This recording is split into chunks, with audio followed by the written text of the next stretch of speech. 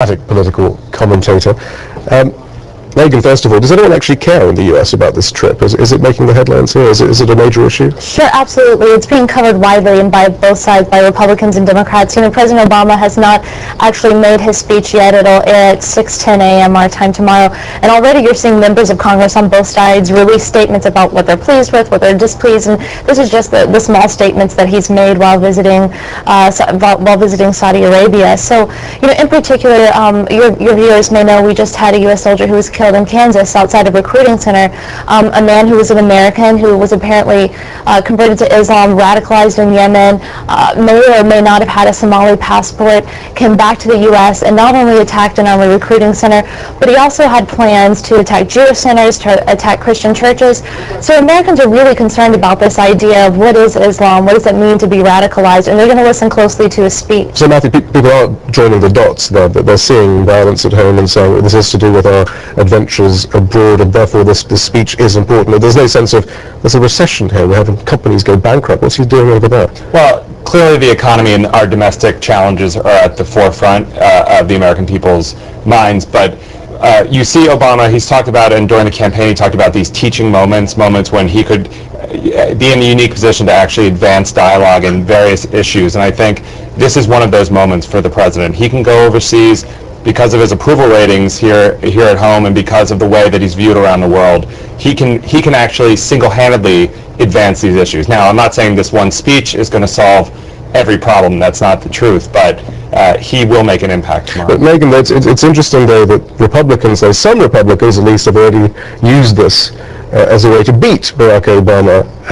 For example, actually, a former McCain staff, you were a former advisor to John McCain, one of your former colleagues, Michael Goldfarb, was writing in, I think it's the Weekly Standard, Barack Obama used the word shukran to the Saudi king. That led to him writing a blog suggesting, once again, you have to wonder whether Barack Obama is concealing his fluency in the language of the Quran, that he's obviously fluent in Arabic and he's fooled everyone. I mean, is this really the sort of debate that we're getting amongst the Republicans right now? No, I would say that one blogger, although I would like one important blogger, John McCain stuff. Yeah. Yes, but one blogger does not represent some type of monolithic view of the Republican Party. I can tell you I just got back from Afghanistan. I spent time in Iraq last year.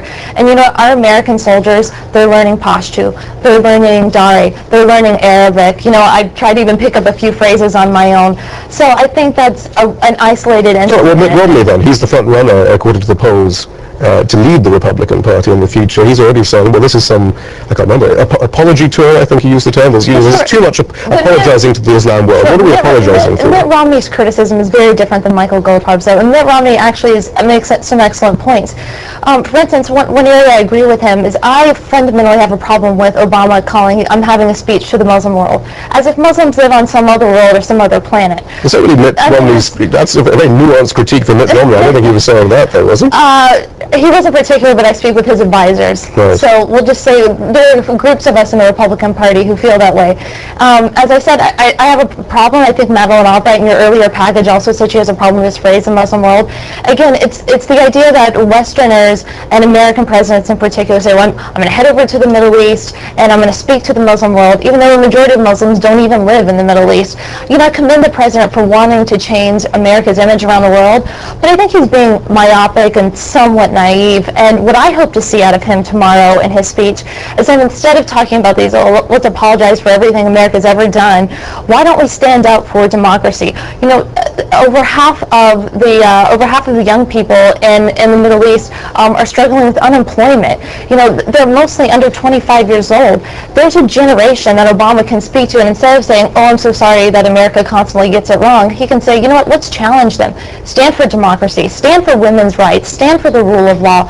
I think he should use this rather as an apology, a chance to speak out to moderate Muslims and say, join us, we can share in a like-minded vision. Matthew Slutsky there, he's not going to do that though. He's not going to criticize Egypt, for example, for having a leader who's been, in many people's eyes, trampling on democracy and so on. There is going to be a certain amount of apologeticness in this speech. Is he falling into a trap for the Republicans back home then? I don't think he's falling into a trap at all. I mean, he has to be careful, that's for sure, and I don't think he's going to call anyone out in a big way, but I think to suggest that he's going to be apologizing for America's actions and that this is going to be an apology tour, that's just campaign rhetoric. That's hogwash. That's not reality. And just to make a point quickly, the White House has done an amazing job of reaching out, using their media to get this speech translated into 13 languages. They're using Facebook, they're using Twitter.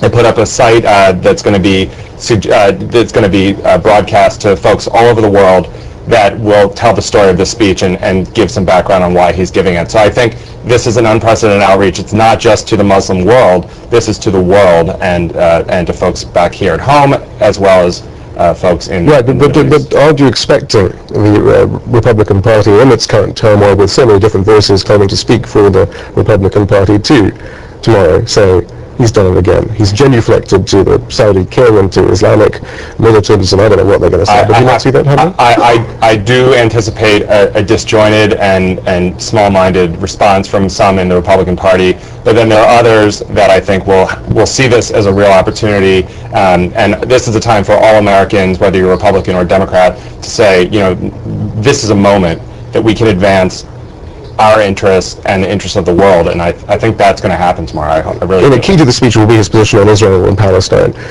There are reports, though, that there's already some pushing back now from both Democrats and Republicans in Washington, saying, hang on, let's not go too far with Israel. Even though, you know, we spend billions of dollars on Israel's upkeep, we have no right necessarily to tell them what to do, and this thing, cool it a bit. Is that what you're getting now from both parties, in fact? Well, we spend billions on a lot of people's upkeep, and frankly, the United States never gets enough credit for the good we do around the world. We're sending millions right now to deal with the Pakistani refugees and SWAT, billions to Egypt. Right, but are you seeing politicians on Capitol Hill from both parties now saying, hang on, maybe you've gone too far, just like calling for a freeze and settlement activity? I've seen some statements that people are concerned that the president will be harsher on Israel than he will on Palestine. There's a concern. I'm willing. He hasn't announced any type of plan. We've seen him call for a freeze in settlements, and we'll see what when he talks to the Arab leaders over the next few days. I'm willing to listen to this president, and we of course all hope for peace, but we don't hope for it at the expense of Israel's right to exist. Thank you, Matthew Slutsky. Thank you very much. Yeah. So, President.